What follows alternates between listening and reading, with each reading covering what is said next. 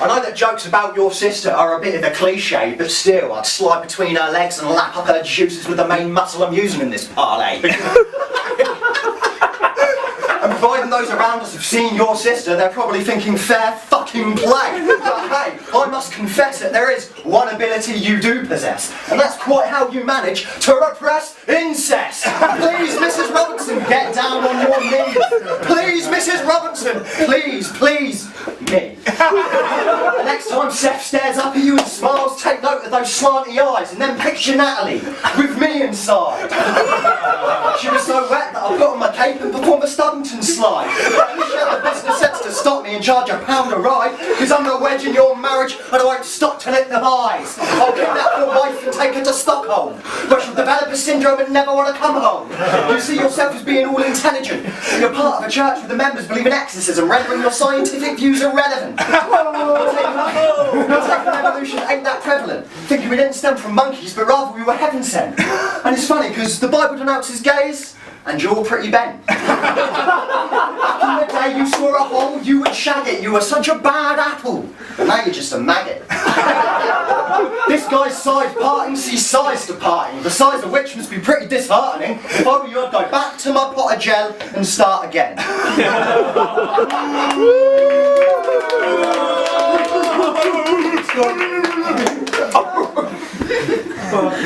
Right, so let's start from the beginning. Day one, because ever since he was born we've been bemused by this A-grade cunt. See, day one. Ooh, Jess's thighs. She's dripping from her thighs. Terry, he sits back, ooh. He's surprised. The doctors give absolution to this demise. Oh, he's a good size, his skin is white, but he's got slanty eyes. She says it wasn't the mailman, but I think she lies.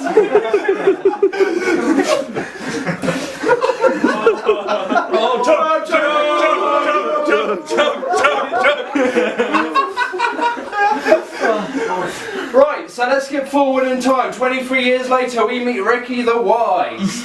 He's 6'3" with a mouth to match. He's intelligent and clever, but here's the catch. The shit that you spit, it really makes me sick. It makes me think your mouth is good for sucking nothing but dick. You quote Heidegger as if it makes you bigger. All you do is quote philosophers, but they're the cows, you're the milk bottle. All you do is fill yourself up with the cream of Aristotle and churn it back as if it's something original. But Ricky, genius is not conditional. And that's the difference between you and them, that they actually had something to say when they picked up a pen. All we want from you is an original idea, but you'd probably get confused while shopping at IKEA. You're writing drafts and I've got the final plan. My words are fully erect when it comes down to this man's mouth, while your lyrics are impotent, just like you in Amsterdam.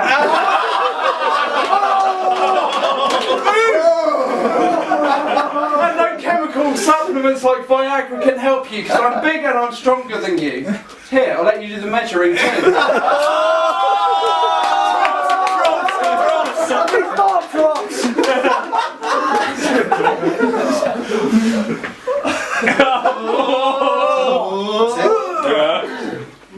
What else? Joke. No, it's been done. Oh, that's got 7 rounds. But I didn't bring a second round. 3 rounds. 3 rounds? It was like intermittent before like the second to third round. Mate, rap was definitely the winner in that one. We have to do a ballot. Blind ballot. Is it just me? Or do all Christian kids get told fibs? Your parents are Protestant, as are all their kids. Call me paranoid, but isn't that just Christian ideas drawn over your eyes like lids?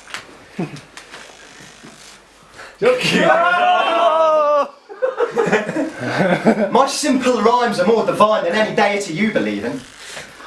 I'll make a ladder up to God and put an end to his omniscience by gluing his eyes shut with semen. When he's stumbling about, I'll push him off the clouds and you'll be coping with bereavement.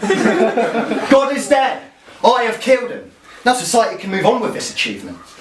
Because religion, my friend, is a crutch. Christians think they're real deep, when really they're taught not to think too much. I spit lines to kill. You've sucked so much cock that you can spit cum at will.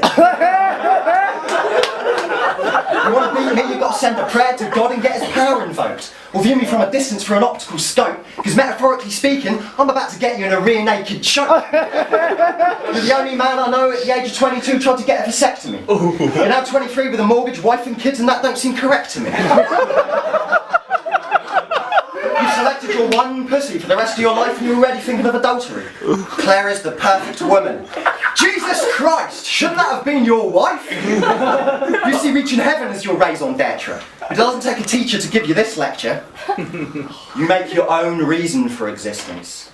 You don't seek out imaginary assistance. Because I'm the serpent offering you the apple from the tree. Fuck it. Given the extent of what you believe, I'm the one who wept the sea. Perhaps you should start worshipping me.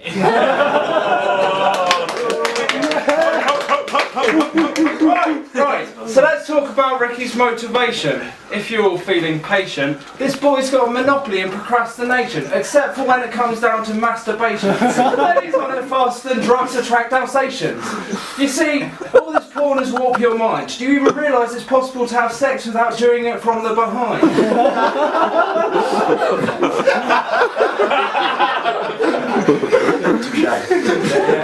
So right, let's tell a little story about when Ricky reached sexual maturity. What he did, he went on the internet and looked up some anal gaping porn star and then he had a wank. But he saved his semen in a jar. That's disgusting, like some sort of Tesco value sperm bank. You talk about sex as if it's something that you get, but it's been 7 long years since you made anybody wet.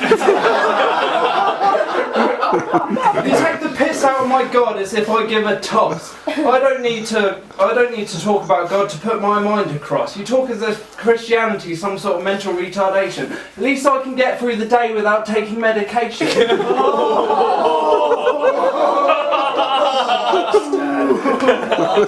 take heed, Ricky. Stop doing weed. I've seen you so stoned you picked up a phone and had a full-blown conversation with the dialing tone. The screen has got you more confused when E.T. tried to phone home. You used to be a cool guy, but it's such a shame. Because now you've got the charisma of a garden gnome. I'm a diva like Kurt Cobain, but it's you who end up with your mind blown.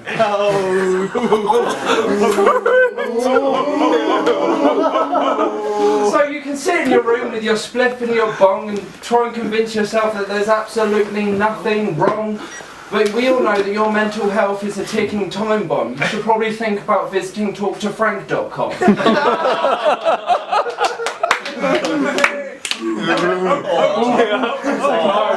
But he's cutting. It's bleeding. From every orifice. Poor little Seth is freedom of... Poor little Seth, completely bereft of freedom of choice. For fuck's sake. Voice. Freedom of choice. It's all that weed. You've taken away his right to speak before you Poor little Seth, completely bereft of freedom of choice. Before he could speak, you took away his voice. You robbed him of his voice. I'm choking like fuck.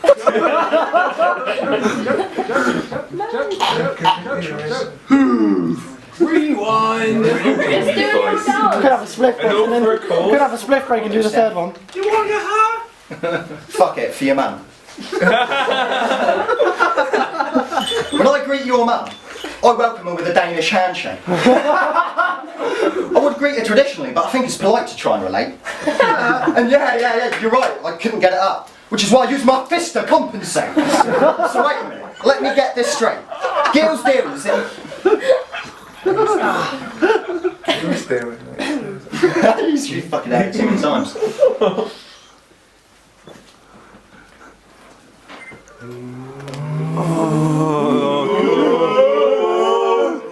Gil's deal is that he offers local retards and OAPs overpriced meals and he throws in a couple of cheap frills when serving 12-year-old girls at the ice cream till.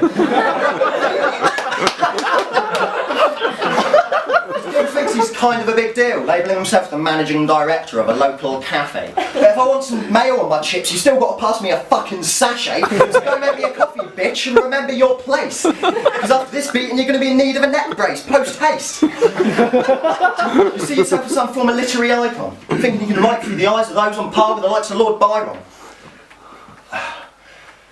You're as tight-fisted as a right hook. And you're only charitable with your praise on Facebook. There's only a faggot announces the next novel he's going to read in his Facebook status, but you're married, so I assume it was just a sexual hiatus. And I read what I want to read. I don't read so I can go on Facebook and tell people what I read. And when I talk to family and tell them that for them I'd bleed, I do it to their face, because it's personal shit, man. No need to do it in some virtual public place. You will emo them myself, and that's a fucking disgrace.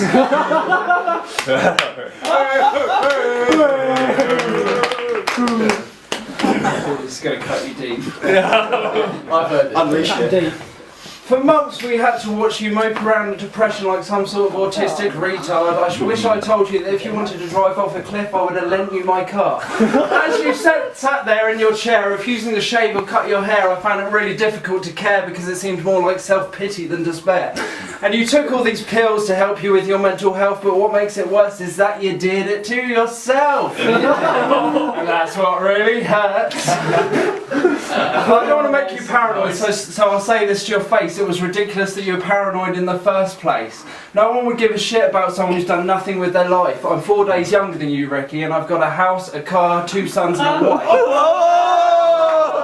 I don't see why you talk all gangster when you want to cane me. It doesn't change the fact that you got absolutely nothing to say about me. Oh, my sister, yeah, my sister's hot, but she has standards, therefore you're left using your right hand.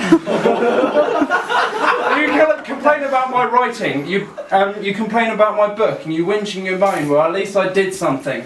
You've got nothing to show apart from a bad case study of the effects of methadone. Oh, what's next? Oh, what else do you got to rhyme about? You're going to give my wife a shout? In that regard, I've got nothing to say apart from when I have sex, I never have to pay. And unlike you, I actually follow through. You can ask Seth and Caleb if you want the proof. But you go on about all these girls that you want to bone. Well, Ricky, I've got the next one. You talk about all these girls that you want to bone, but we all know that your mother's the only woman you've made grown. You're a lazy, four-nippled twat. And you're never going to amount to much, so you better learn to walk, because I'm tired of you using me like a crutch. And I'm not demeaning you in this rhyme, I'm spitting truths in this little ruck, and I managed to do the whole thing without using the word fuck. Ricky, if that's the only word you can use to abuse, then I would suggest your IQ seriously needs to improve. And about this battle, I don't care if I win or I lose, because I know that you would not be able to handle a day walking in my shoes. Nice. Is that it? That's it.